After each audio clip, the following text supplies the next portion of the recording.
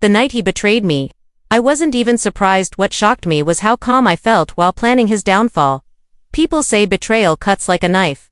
But for me, it was quieter, slower, like poison slipping into my veins, burning, but steady enough that I could savor every drop of hatred it left behind.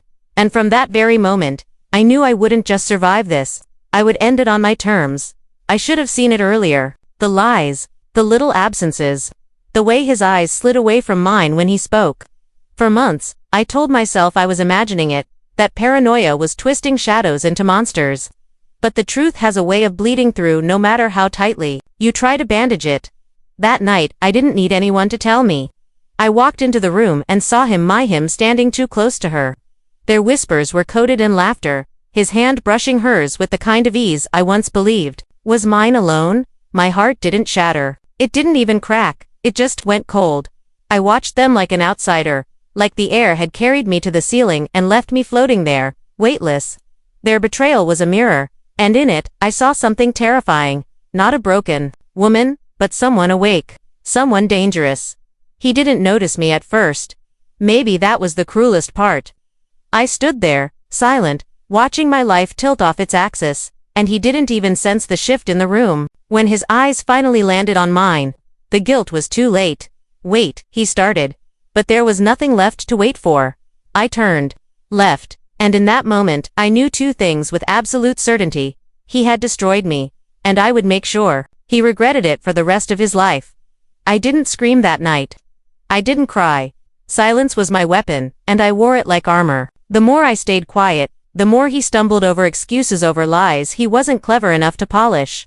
I let him talk, let him fill the room with words that meant nothing.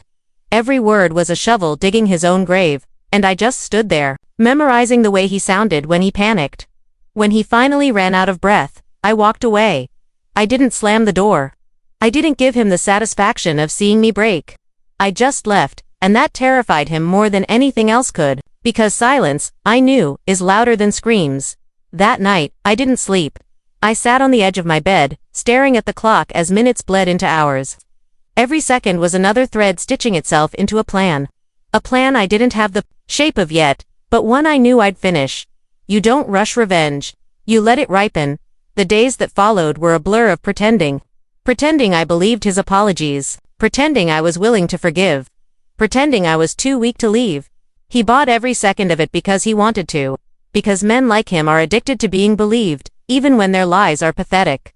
But behind my smile, I was watching, taking notes. Every password, every weakness, every careless mistake he thought was invisible. He underestimated me. That was his first mistake. People around us noticed changes. My friends thought I looked tired, pale, withdrawn. They didn't. No, I was sharpening myself in the dark, turning heartbreak into a blade. He, meanwhile, grew comfortable again. He thought he'd patched the wound. He thought I'd chosen to live in his shadow, to let him keep both me and her. He was wrong. I began testing him. Tiny traps. Asking questions I already knew the answers to. Pretending to forget details he'd slipped up about. Watching his face twitch. Watching the sweat bead at his temples. Each test was another needle in his skin, invisible, but always there. And then I started writing. Not to vent, not to heal, but to document. Every lie, every date, every conversation, where he tripped over himself. I built a record, brick by brick, until I had a fortress of his own sins. A fortress I would one day bury him inside. The woman hurt tried to taunt me. Little smirks, little hints. She thought she'd won. I almost laughed every time. She didn't realize she wasn't holding my broken heart, she was standing in the blast radius of the bomb I was building. I let her laugh, I let him lie. Because I knew the silence wouldn't last forever. And when it ended, it would be spectacular. Revenge, I learned, is an art. It's not about rage. Rage is sloppy, impulsive. Rage gets you caught. No true revenge is about patience. About pulling strings so quietly that by the time your enemy notices, they're already tangled. I started with information. His phone, his emails, his accounts. He was careless. He always thought I was too emotional to notice the details, but I noticed everything. His passwords weren't clever. His routines were predictable, and his arrogance blinded him. At first I only peeked. Messages between him and her, laced with secrets he thought he'd buried. Promises he made to me one night, and to her, the very next morning. He recycled words, recycled affection, like I was disposable. Every screenshot, every copied message, was fuel. I collected it, an arsenal of truth. But truth alone wasn't enough. People don't always believe the truth. They believe what you make them feel. So I became a ghost in his life. Sweet when I needed to be. Distant when it suited me.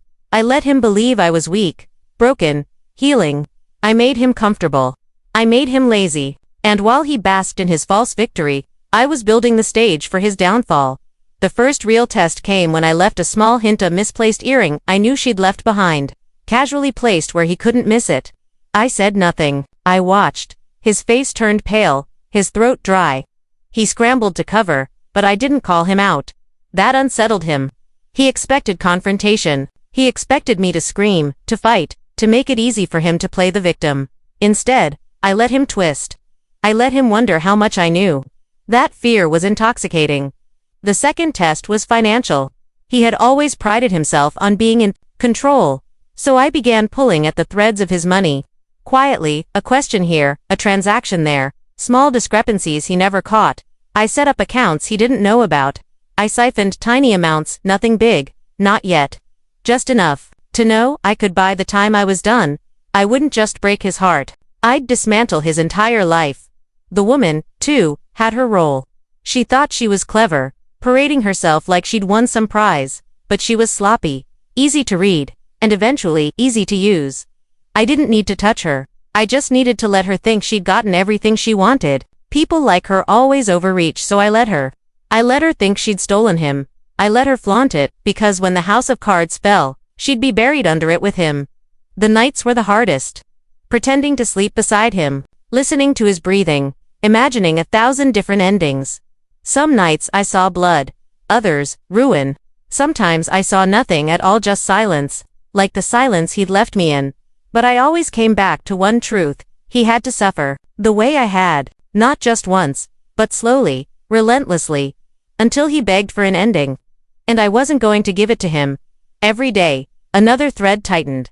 Every smile I gave him was a noose. Every kiss, a trap. And he walked straight into it, blind and arrogant. He didn't know the woman he'd betrayed was gone. What stood in her place was something sharper, colder, patient as ice, dawned, and soon he would know what that meant. It started small, the way all great collapses do. First, his job. He prided himself on being untouchable. They're confident, smooth-talking, admired. But admiration is fragile when truth is whispered in the right ears. And I knew exactly where to whisper. I didn't need to expose him outright. That would have been too obvious, too quick. Instead, I planted seeds, anonymous tips about his questionable loyalty. Subtle hints of unprofessional behavior. Small details no one could ignore once they were spoken aloud.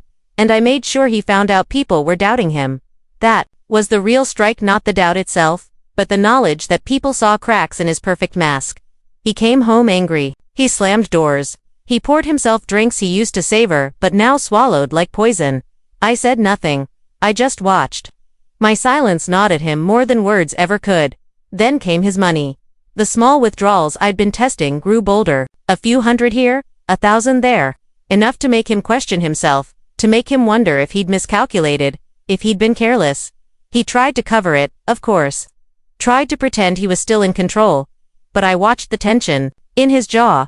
The nights he sat up scrolling through his accounts, muttering to himself like a man trying to catch a ghost. He never suspected the ghost was lying right beside him, pretending to sleep, and then her. She was the easiest part of all this. He thought she was his escape, his prize, his secret treasure. I made sure she wasn't. It only took a few anonymous messages, screenshots, dates. His words to me mirrored with his words to her. She laughed at first, thought it was just me trying to scare her off. But the more she saw, the more the doubt grew. Doubt is a disease. It rots trust from the inside out. And soon, I knew she'd turn it back on him, because men like him never stay faithful, and women like her, they don't share well. I kept my face neutral, my voice calm, my touch warm, when he reached for me. But inside, I was savoring every crack in his armor, every bead of sweat when he thought no one was watching. The thing about betrayal is, it makes people sloppy. He betrayed me because he thought I was weak. He thought I'd crumble. But and single quotes and now he was unraveling because of it. The first, real slip came late one night. He came home drunk, more drunk than I'd ever seen him.